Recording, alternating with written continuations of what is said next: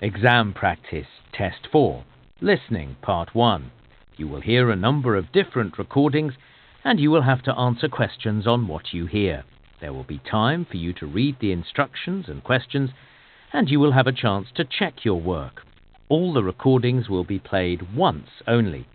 The test is in 4 parts. At the end of the test, you will be given 10 minutes to transfer your answers to an answer sheet.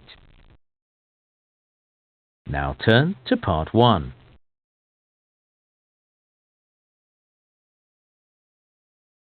Part 1.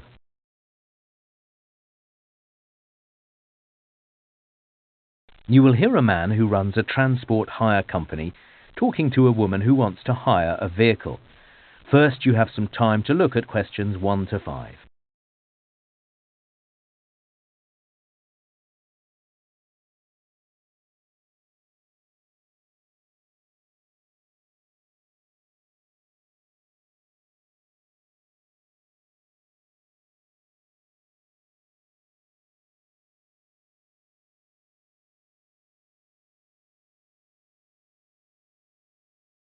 Now listen carefully and answer questions 1 to 5.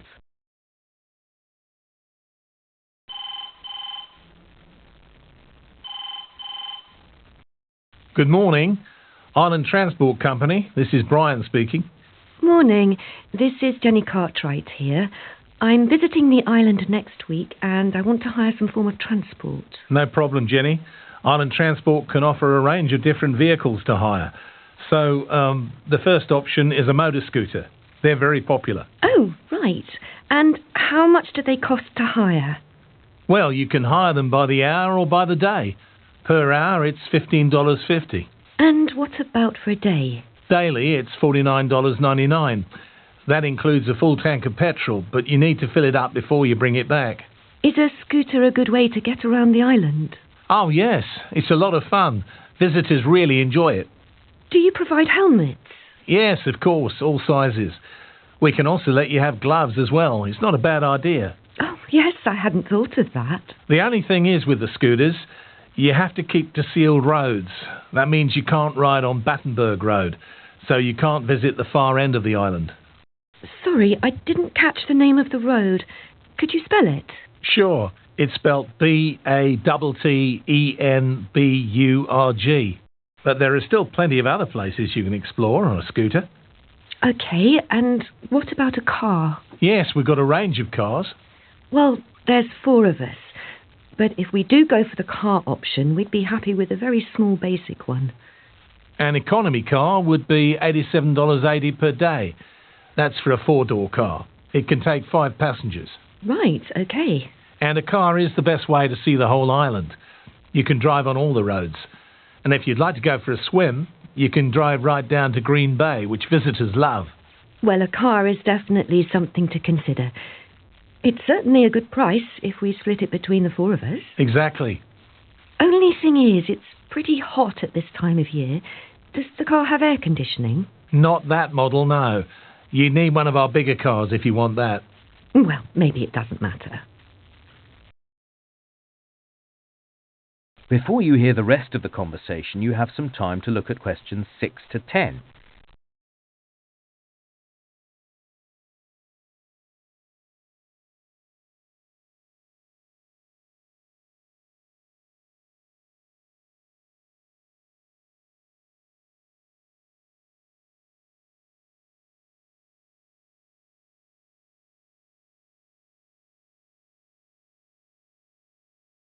Now listen and answer questions 6 to 10.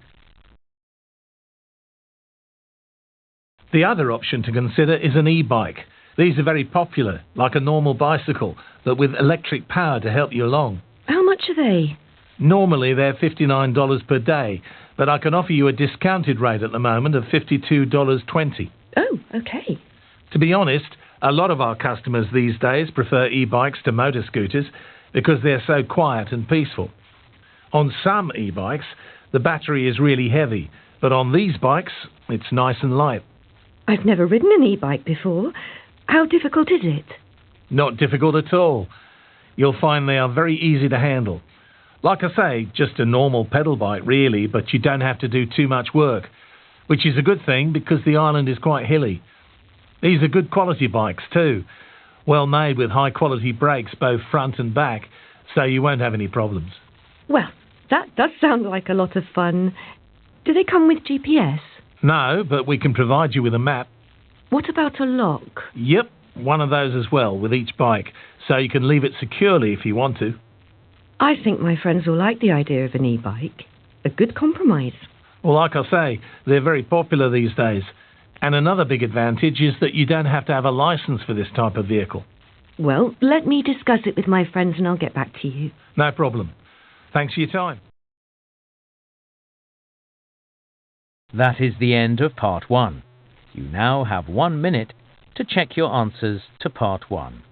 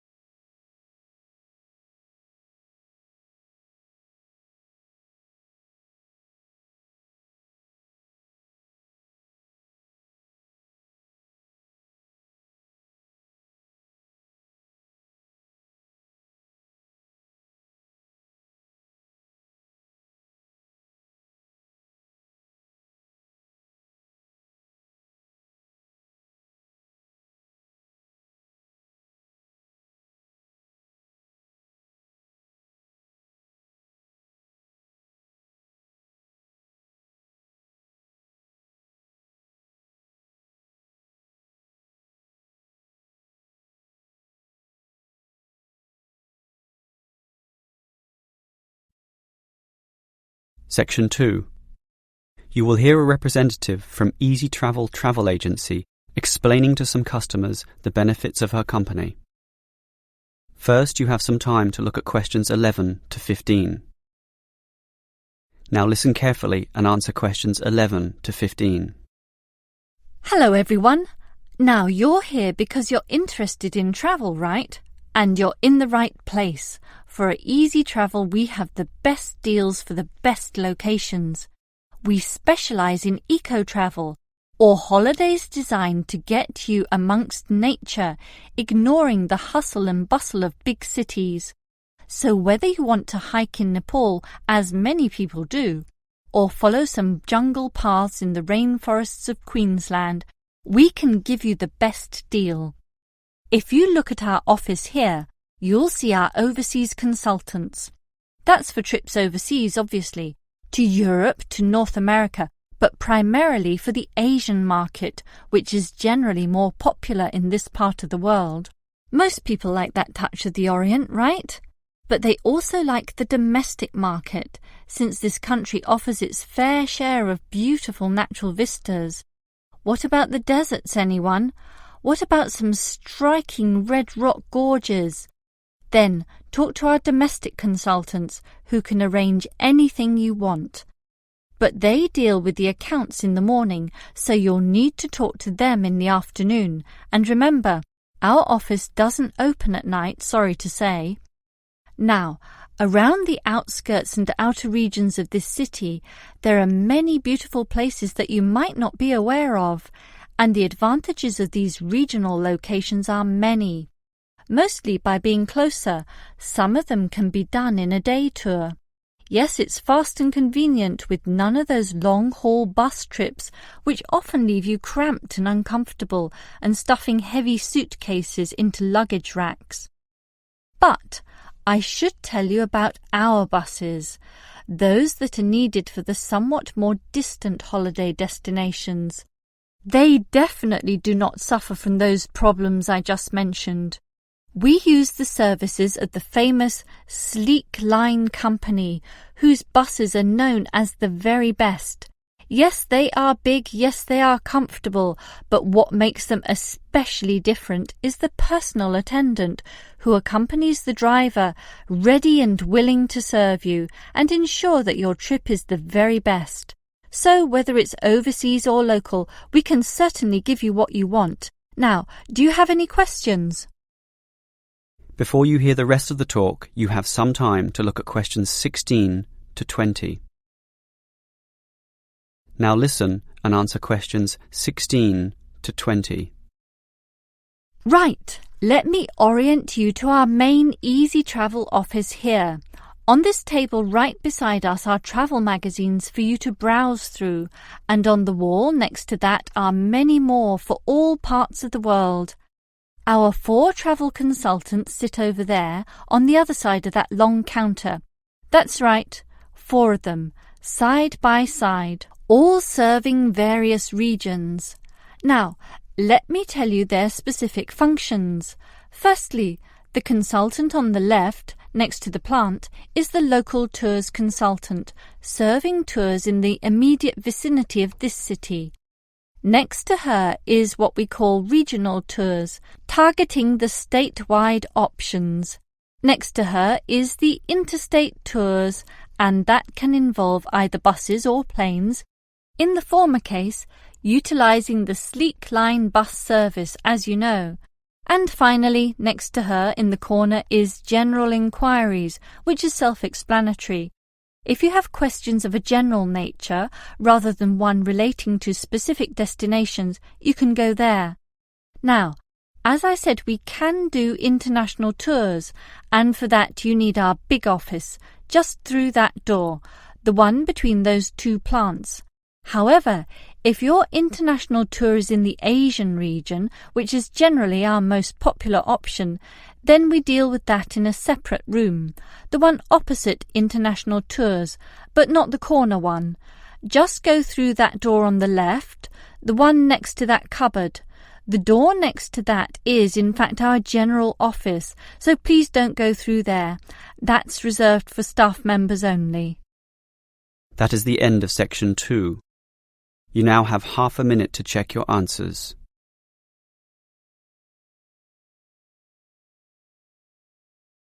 Part 3. You will hear 2 urban planning students discussing bike-sharing schemes in different cities. First, you have some time to look at questions 21 to 24.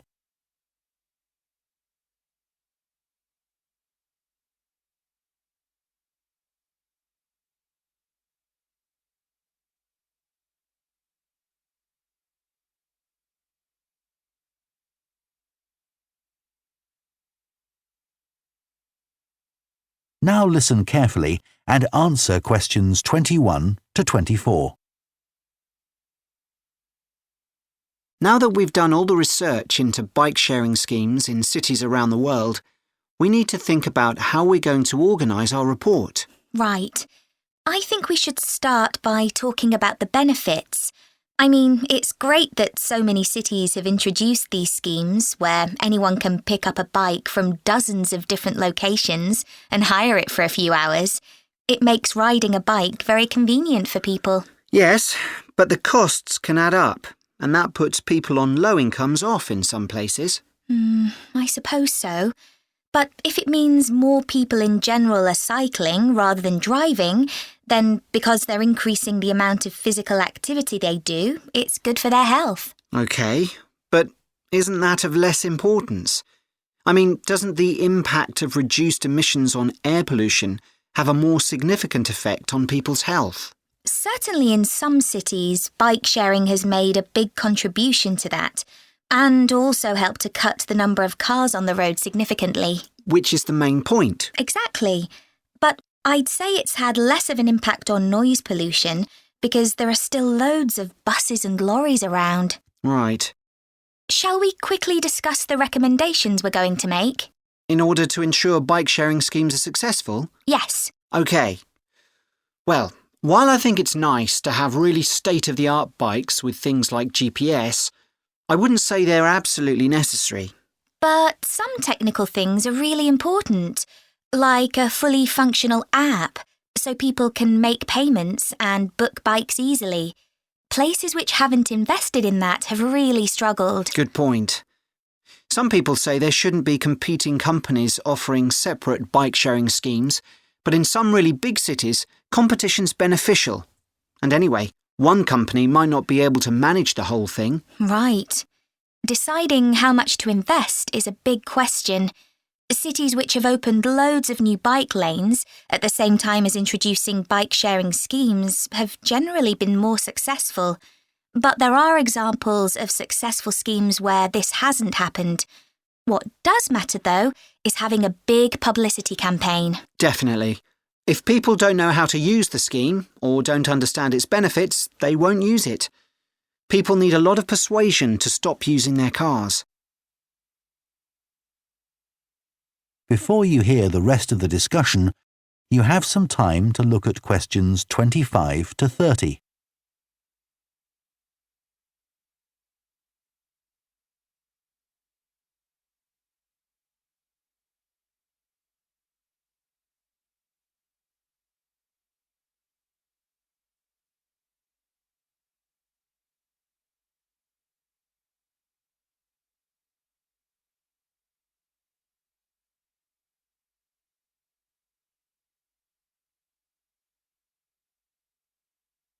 Now listen and answer questions 25 to 30. Shall we look at some examples now and say what we think is good or bad about them? I suppose we should start with Amsterdam, as this was one of the first cities to have a bike-sharing scheme. Yes, there was already a strong culture of cycling here. In a way, it's strange that there was such a demand for bike sharing, because you'd have thought most people would have used their own bikes. And yet it's one of the best used schemes. Dublin's an interesting example of a success story. It must be because the public transport system's quite limited. Not really. There's no underground, but there are trams and a good bus network. I'd say price has a lot to do with it. It's one of the cheapest schemes in Europe to join. But the buses are really slow. Anyway, the weather certainly can't be a factor. No, definitely not. The London scheme's been quite successful. Yes, it's been a really good thing for the city. The bikes are popular and the whole system is well maintained, but it isn't expanding quickly enough. Basically, not enough's been spent on increasing the number of cycle lanes. Hopefully that'll change. Yes. Now, what about outside Europe? Well, bike-sharing schemes have taken off in places like Buenos Aires. They built a huge network of cycle lanes to support the introduction of the scheme there, didn't they? It attracted huge numbers of cyclists where previously there were hardly any. An example of good planning. Absolutely. New York is a good example of how not to introduce a scheme. When they launched it, it was more than 10 times the price of most other schemes. More than it costs to take a taxi. Crazy. I think the organisers lacked vision and ambition there. I think so too. Sydney would be a good example to use. I would have expected it to have grown pretty quickly here. Yes. I can't quite work out why it hasn't been an instant success like some of the others. It's a shame, really. I know. OK, so now we've thought about all those... That is the end of part 3. You now have half a minute to check your answers to part 3.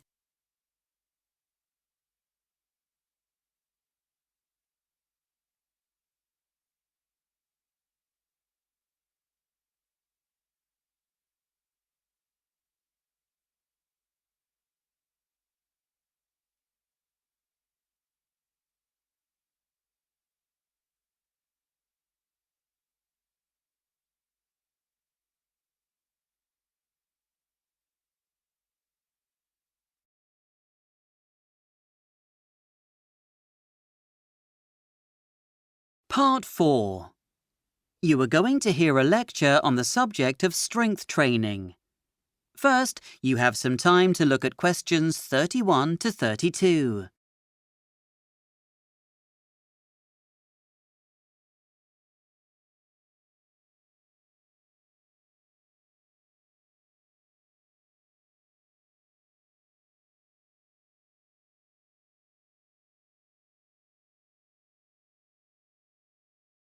Now listen and answer questions 31 to 32. Good morning, everyone, and welcome to Week 5 in our sports coaching module. In this lecture, we're going to look at the importance of strength training for amateur and professional athletes. One thing you'll often hear from people participating in a sport like running, cycling or swimming, and especially those who do it for fun rather than competitively, is how little, if any, strength training they do. They'll all tell you that they know it's good for them and worth doing, but it's not their thing. They like running, cycling or swimming, not lifting weights or doing pull-ups and press-ups. Unfortunately, for those with this attitude, without regular strength training, it's unlikely they'll achieve their full potential. They may also suffer long periods of inactivity through injury, and professional athletes may even find they have to retire from their sport too early. It may be something that doesn't come naturally, but encouraging people to look outside of their chosen sport will benefit them in various ways. And it doesn't have to require a visit to their local gym or the use of special equipment. Before you hear more of the lecture, you have some time to look at questions 33 to 40.